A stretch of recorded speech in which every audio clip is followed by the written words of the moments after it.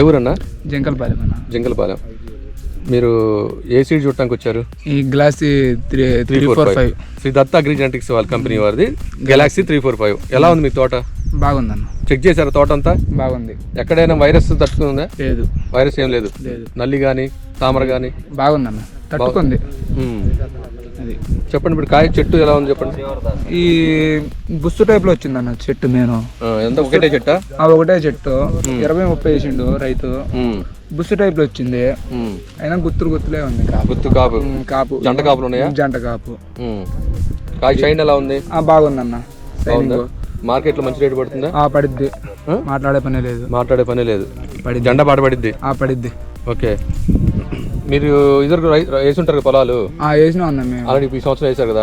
మీ తోటకి తోటకి ఎలా ఉంది? మా అయిపోయినాయి అన్న. పెసలు చల్లుకున్నా ఆల్రెడీ. పెసలు చల్లుకున్నారు ఆల్రెడీ? చల్లినాం కూడా. చల్లారు కూడానా? ఈ నెక్స్ట్ ఇయర్ మాది వేస్తాం మరి. ఏదన్నా కాలం బట్టి దెబ్బ తగిలిందిగా. రేట్ వస్తే వేస్తావు అంతే.